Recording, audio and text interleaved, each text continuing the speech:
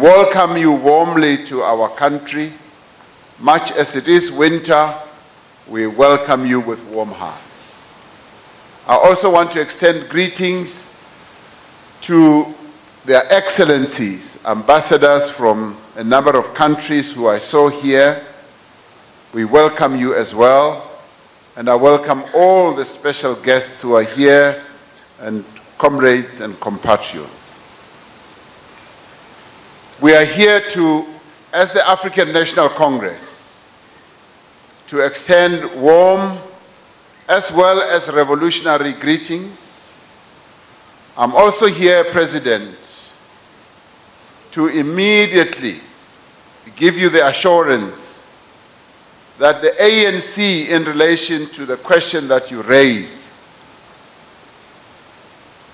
Uguti, where do we stand? Do we stand with the workers or do we stand with the bosses?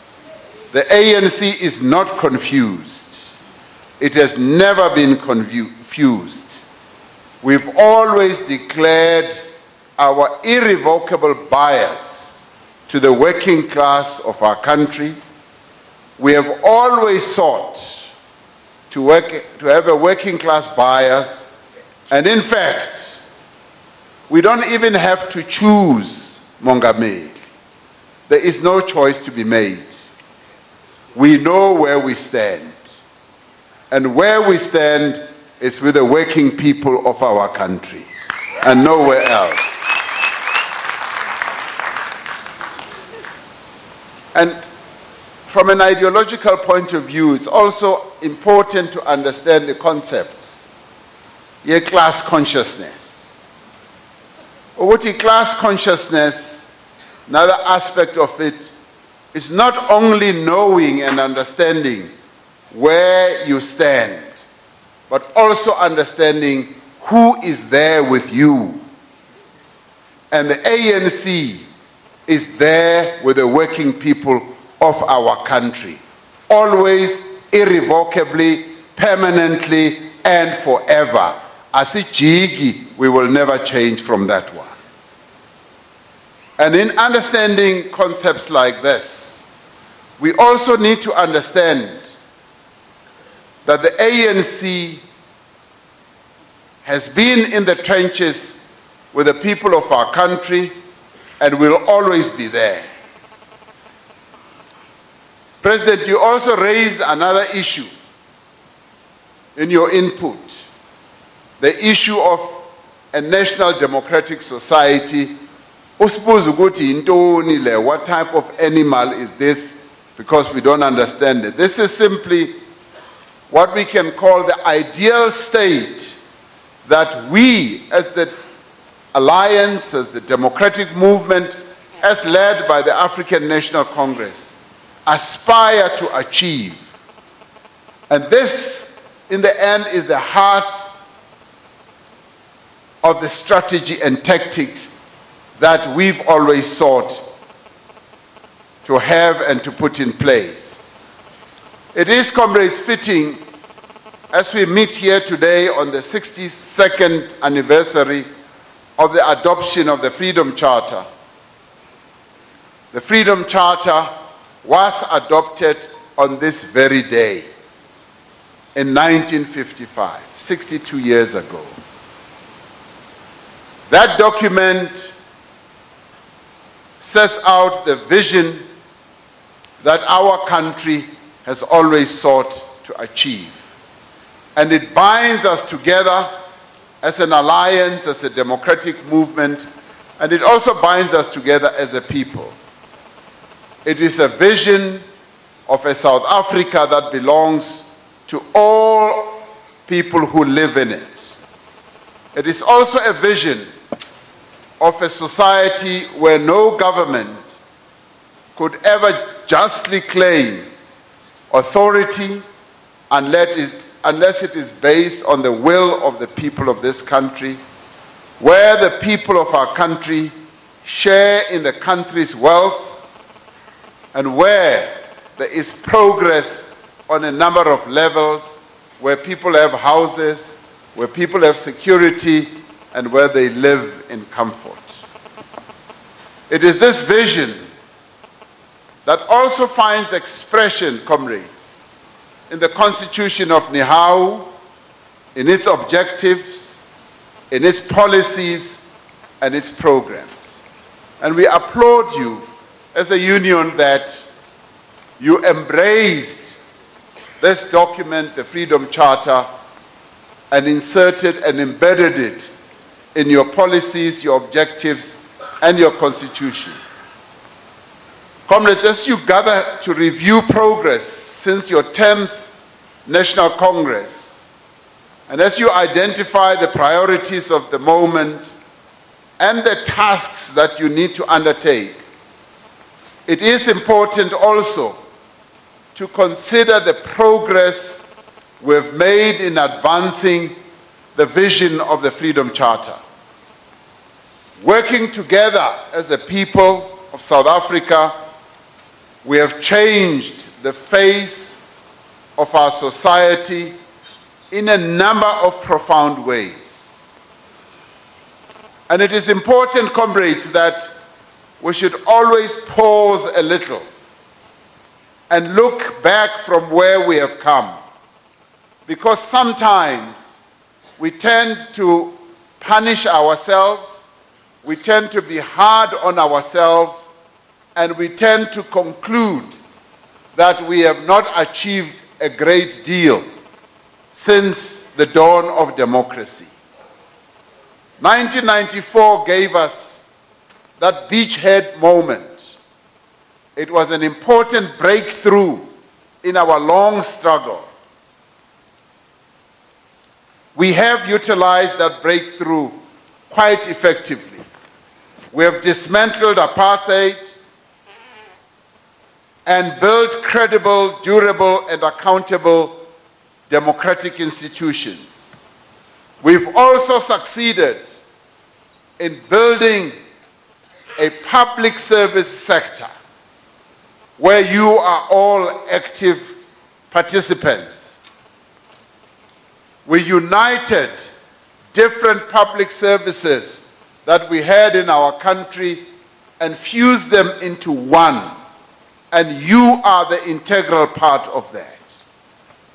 We have provided housing to our people, electricity, water, and sanitation to millions of South Africans. We have also opened the doors of learning and significantly expanded access to both basic and higher education. It is important that we should, as we pause for this moment, particularly as we are going to the ANC's policy conference, where we are going to look at the policies we adopted that have driven this process and enabled the progress we have made. It is important we should look back. Comrade Blade will tell us that when the democratic government got into office, there were some 400,000 students in our higher learning institutions. Today, we have close to 1 million students, and 70% of those are black students.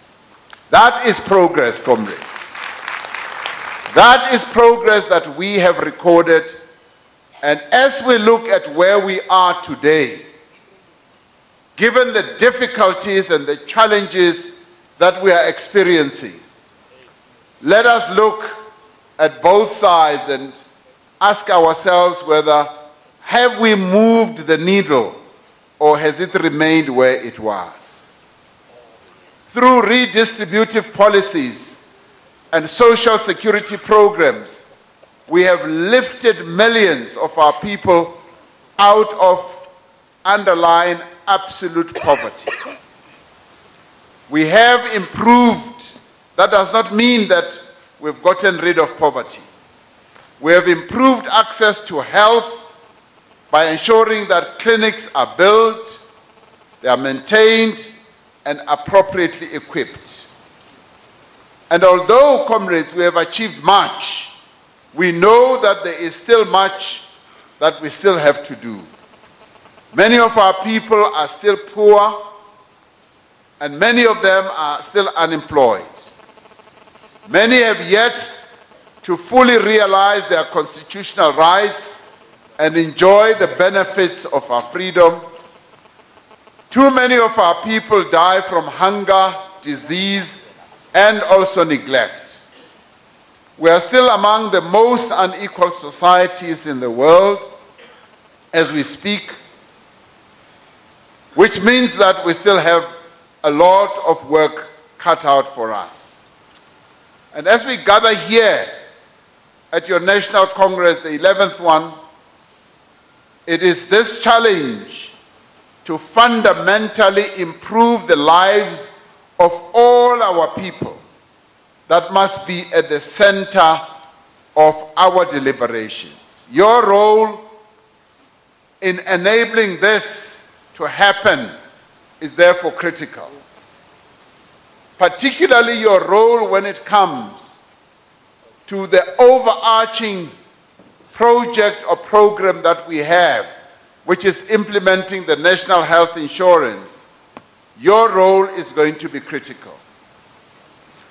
Our clinics and our hospitals must work, and it is you who must make them work.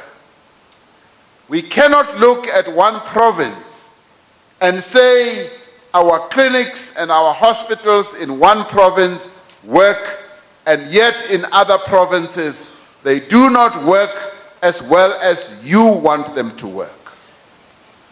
It therefore rests on your shoulders to make sure that we make the National Health Insurance work.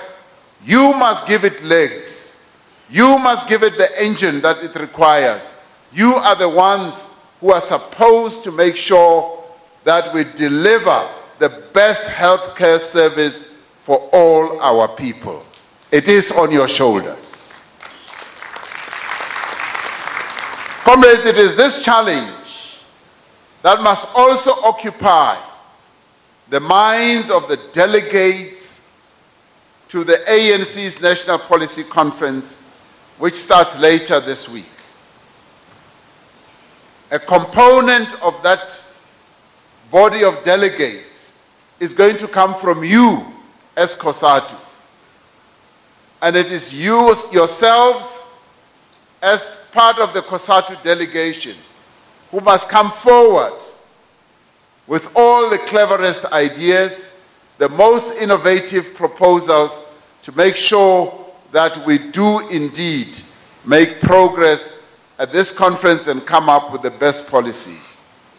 It is at this conference where the ANC, together with its allies, will examine in detail the progress that we have made in implementing the policies that we crafted in Mangaung for radical change.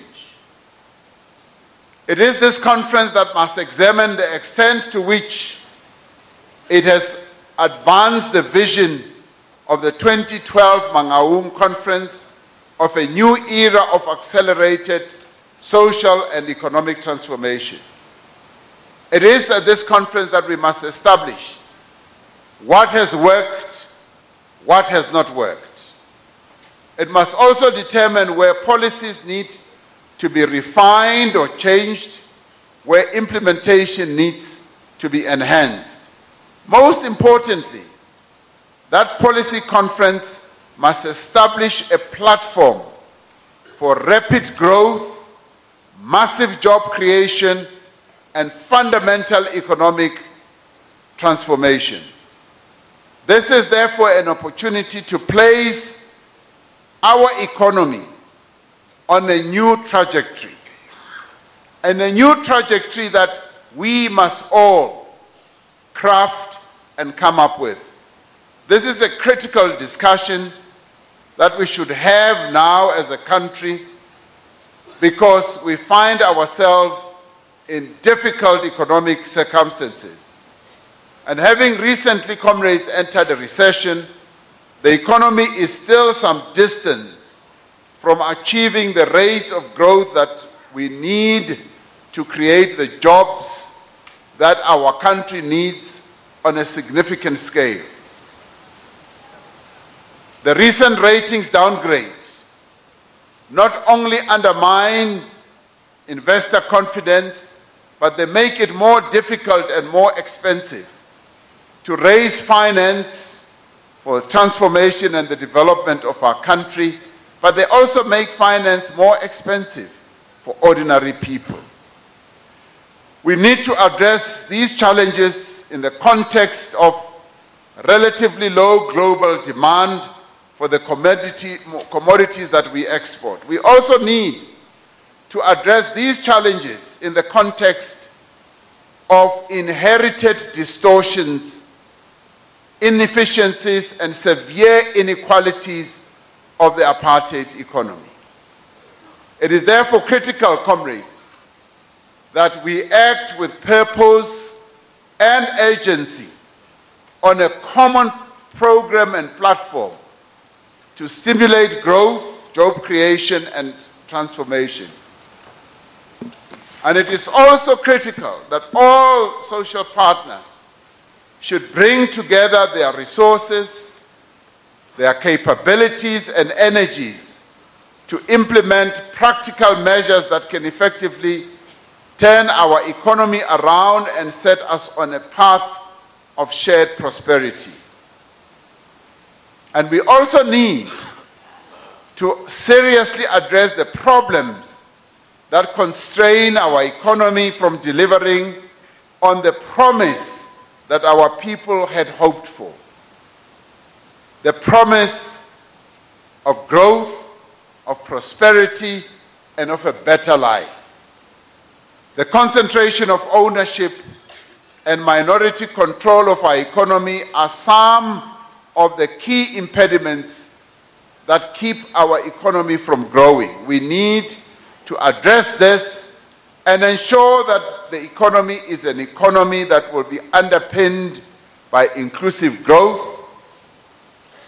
We therefore not only need to de-racialize our economy, but also need to end the domination of a few large companies in the sector. Companies that have been surviving and thriving on riding the monopoly wave. By ending unhealthy market domination, we will be creating space for new entrants, improving efficiencies, encouraging innovation, creating new jobs, and reducing the price of goods and services. Because for as long as we have these huge monopolies, the stranglehold that they continue to have on our economy through price controls, through price hikes, is going to move on. We will begin to make our economy more competitive and more resilient if we lessen that grip.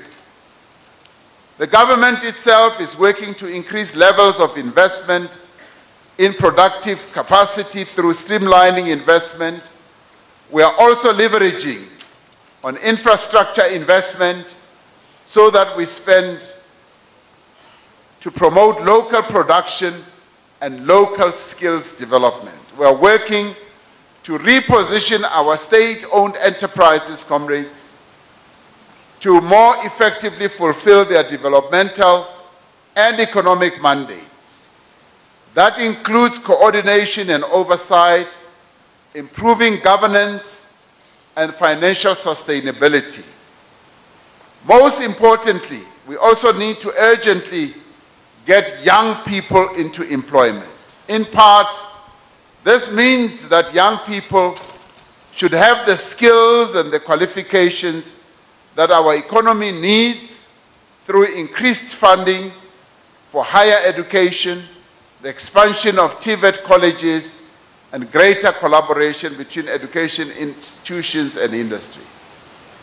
It also means mobilizing companies across the economy to recruit young people into paid internships as part of a massive program to provide valuable work experience to 1 million young people over the next 3 years.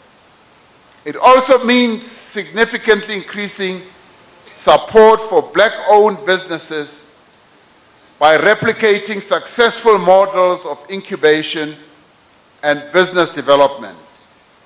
These are among some of the measures that are underway and which need to be accelerated, massified, and intensified so that we can transform our economy and promote inclusive growth so that we can deliver on the promise that our people have hoped for of a better life.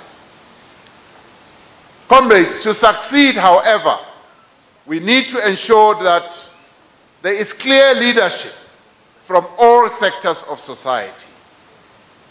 The plans are in place. We need to implement what we already have, and we need to inject quite a bit of radical speed and urgency. But in order to succeed, we do need a clear leadership that is going to know that its task is to implement the decisions that are going to be to the advantage of our people.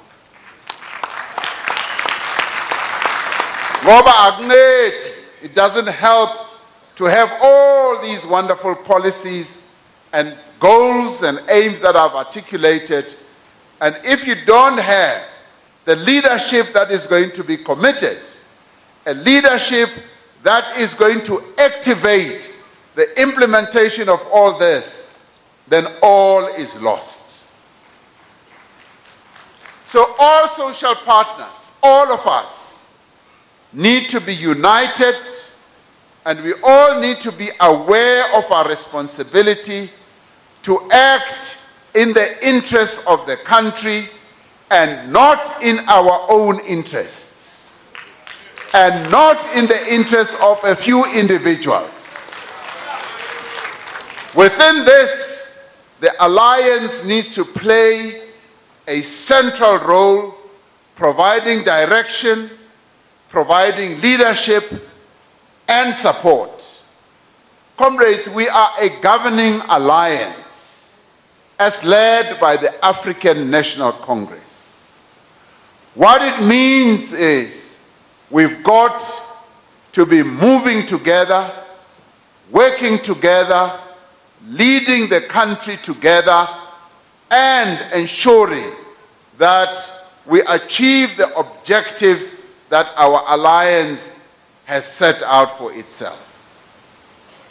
The Cuban revolutionary Manuel Piñero was speaking to all of us engaged in the struggle when he said, "Let us increase our vigilance against complacency and arrogance, which may appear like weeds in our work, and if we don't uproot them in time, they wind up invading everything. Let us oppose them with revolutionary unpretentiousness.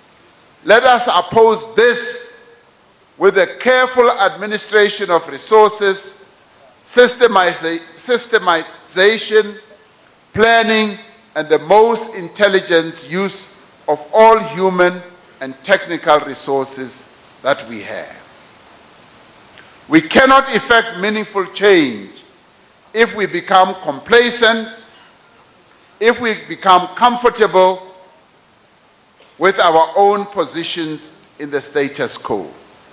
Complacency also means if, as members of the alliance, we see that one component of the alliance is making a mistake and we leave them to continue with the mistake, that is an unrevolutionary act. That is actually a betrayal of the objectives of our revolution. What it means, comrades, is that we must not keep quiet. What it means, comrades, is that we must not shut up. What it means, comrades, is not to do what the president was saying, Guti, we hide our heads beneath the blanket. This is not a moment for going under the blankets. It is the moment of speaking out and not being complacent. We dare not accept that the pace of change is fast enough or that the means we have employed so far are sufficient. We dare not allow ourselves, comrades, to be blinded by arrogance to the needs of our people. Because yes, there have been times when we have been tempted by incumbency, and we become arrogant. We've become arrogant and we become full of ourselves, and we have thought that we know it all. We dare not allow whatever differences we may have amongst ourselves to blunt our efforts to improve the lives of the working class and the poor.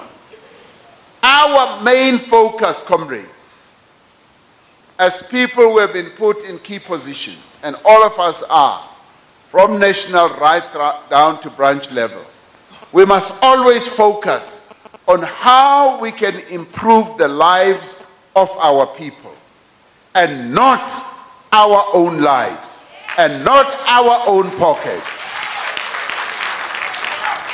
We cannot, as we do all this, have fracturing that happens. We have a huge task ahead of us. We still need to transform our country and deliver to our people that national democratic society, the end state that we all aspire to achieve. We can only do so if we work as an alliance, we work as a strong state and not a weakened state. And we need to confront challenges that we face. We need to identify our shortcomings and acknowledge our failures. Most importantly, we need urgently to take measures to correct our weaknesses. And what we need to do as we look at ourselves as an alliance, because we are not as strong as what we used to be. We are not as united as what we used to be. We need to look at ourselves, because we are the hope and the trust that our people have. Our people, through the length and the breadth of the country, have no other hope other than the alliance that is governing this country. We need to restore their hope in this alliance. We must address the concerns amongst our people that some leaders across all spheres of government and in the private sector are helping themselves to the resources that are meant for the poor. Baye babathatha ama resources abantu. And we need to acknowledge that. We must confront the allegations of state capture, as more and more evidence is emerging. Lama emails akupa yonki into ngoku. They are just spewing out everything. We need to address this issue of state capture, because it seems to demonstrate that there's been undue external influence over appointments, over procurement decisions within public institutions. Now, what we need to do, comrades, is to welcome the announcement by the President that he will soon be appointing a judicial commission of inquiry to investigate all these allegations, and that needs to be welcomed. Asishayeleni izandla nayo, because that has been a demand. Comrade Blade has been demanding that. the South African Communist Party has been saying the only way we can get to the root of this is to have this commission appointed. Now the President has agreed that this commission is going to be appointed, and all we are waiting for is for the announcement to appoint this commission. Because that is when the whole truth will come out. So comrades, I would say, much as it is tempting and all that to continue tearing ourselves on this, we have now, if you like, got a breakthrough. A commission is going to be there. This matter is going to be processed in an orderly fashion. This matter will reach a conclusion transparently, which we will all be aware of. We should also be encouraged by the statement from the Hawks that they are investigating allegations of criminal conduct in this regard. Now, some people may be a bit doubtful about this, and I'm saying we give them the benefit of the doubt. They are the body that is responsible for investigating criminal actions. So let them go ahead and investigate this, and our people will be watching. Our people will be listening, and our people will be observing everything. Angithi kunjalo, my comrades? That's right. South Africans do not want, and they do not deserve, a leadership that will be unaccountable and act with impunity. They want leaders who will conduct themselves with honesty, with integrity, and with selflessness. They want leaders who are able to innovate, to manage change, and to drive essential programs for development. They want leaders, comrades, who will listen to them. Leaders who will keep them engaged, interested, and informed. But more importantly, our people want leaders who will deliver, not leaders who will just make promises. They want leaders who will say, we've heard you and we will respond to your issues and we will deliver. They want leaders whose commitment is to bettering the lives of our people.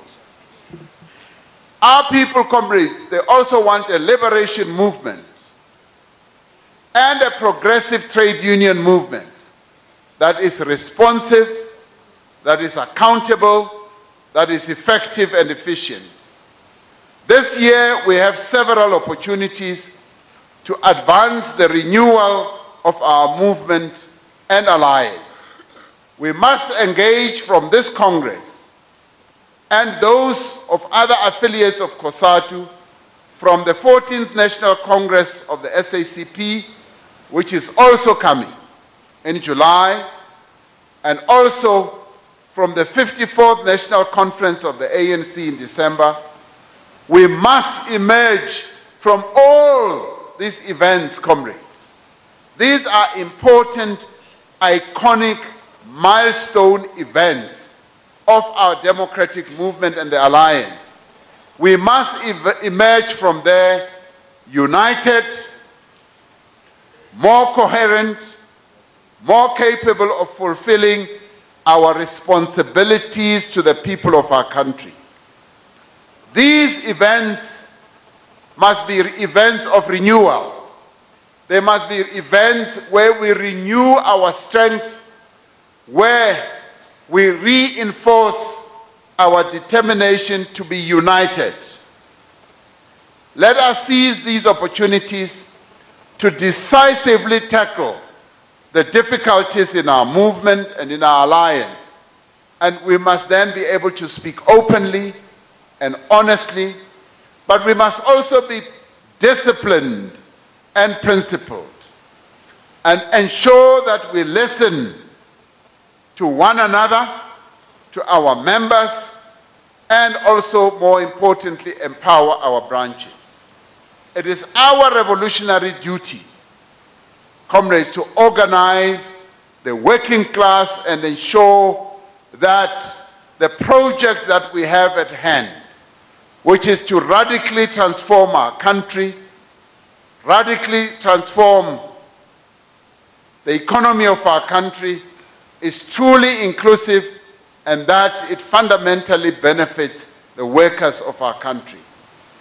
It is through the struggle of the working class that the national wealth of our country and the heritage of South Africans will be restored to the people of our country. That means we must work harder to ensure the broad participation of workers in the direction and exercise of political power.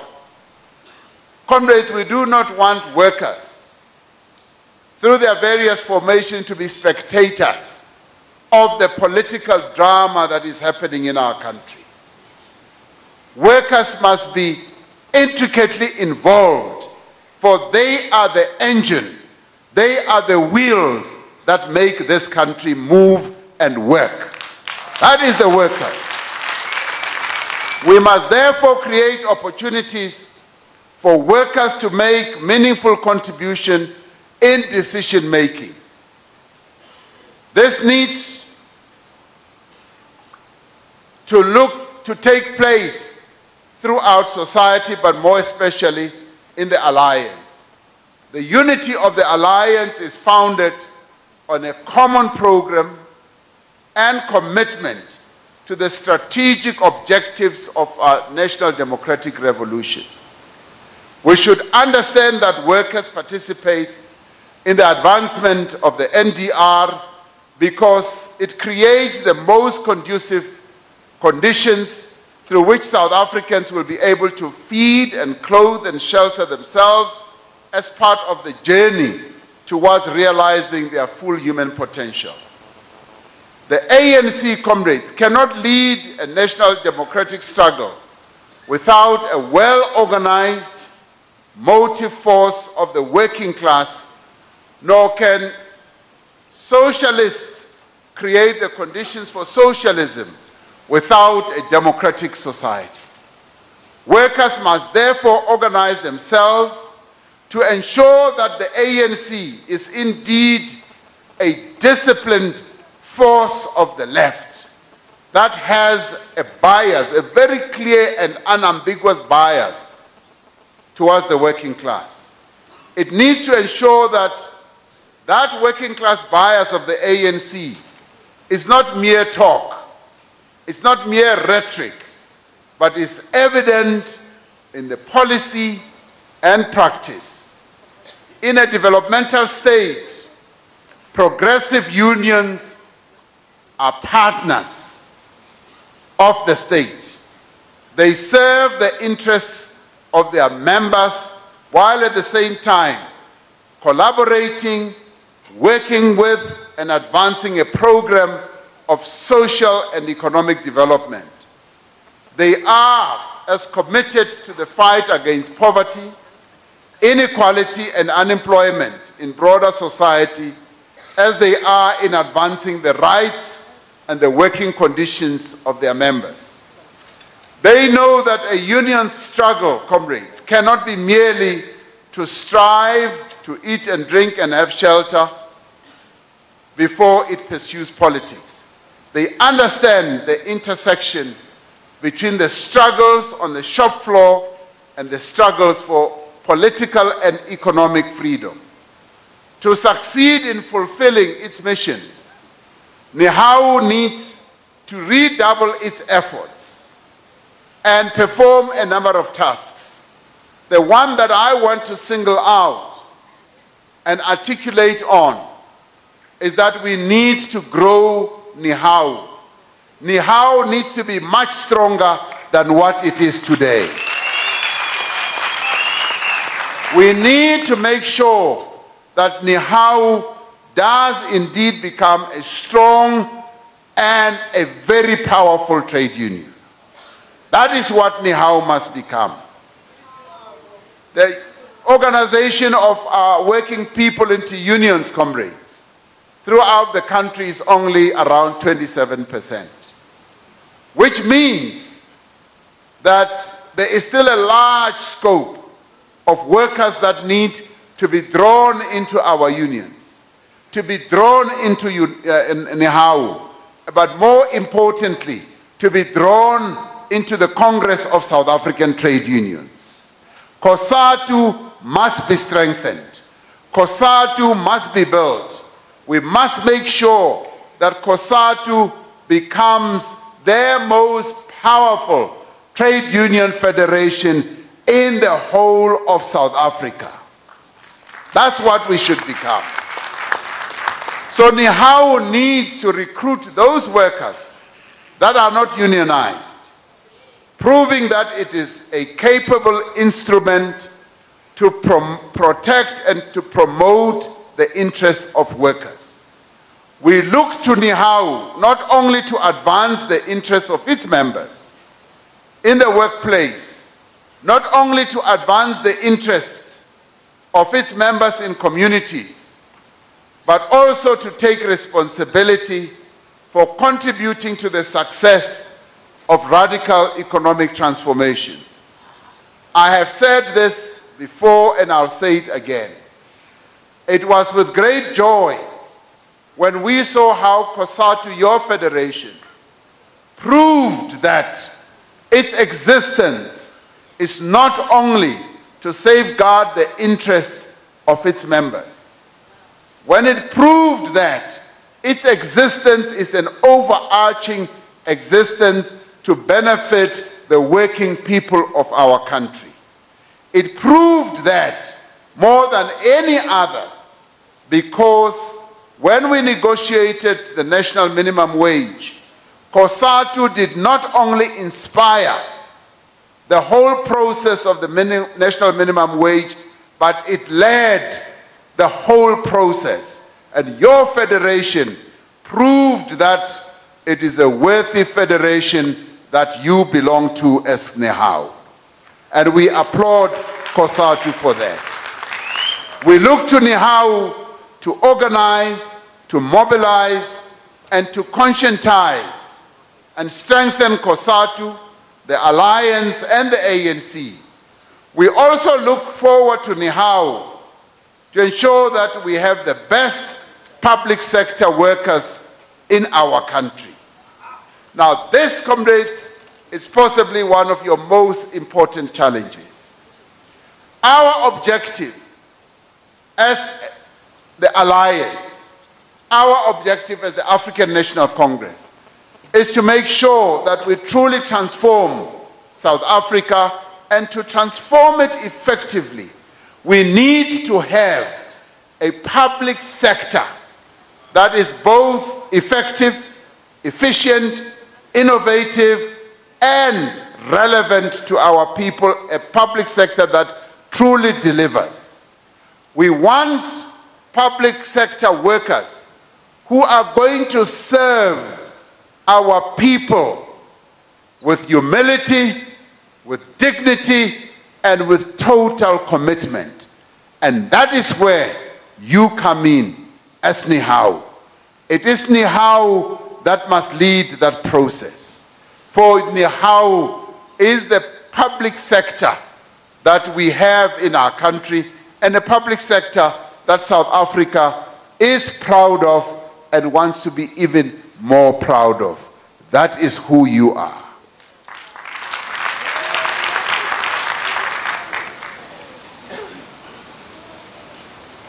We have every confidence that Nehawu will continue through its membership to serve the people of our country. We have every confidence that Nehawu members, as they serve, they will so serve with dignity, yes, knowing that they belong to COSATU, they belong to an alliance, and an alliance that is going to renew itself. Renew itself to get ready for the battle that lies ahead. Beyond 2017 December, we commence a battle of all battles, where we now get ready to engage in battle to defeat all these other parties that are pretenders to the throne, all these other parties that are now saying they want to occupy the union buildings.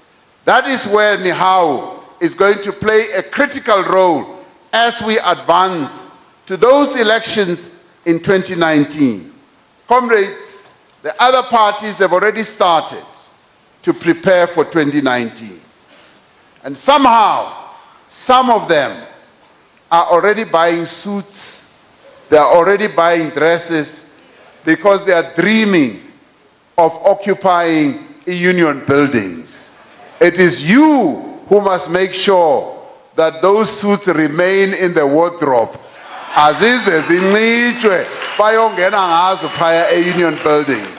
So beyond December, comrades, we need to intensify our campaign for the 2019 elections. The 2019 elections start from now.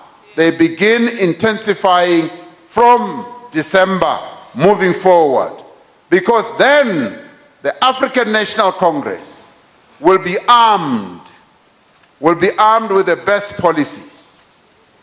It will have the best policies that are underpinned by revolutionary radicalism, policies that are going to be implemented. The African National Congress will also be armed by a united African National Congress, a united alliance that is determined to lead our transformation process forward.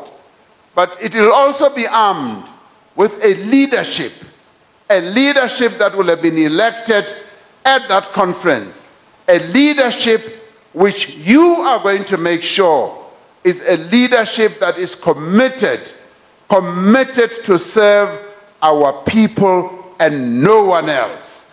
A leadership that will not be captured, a leadership that will not be doing funny things, a leadership that is going to lead South Africa into the future. That is going to be your responsibility.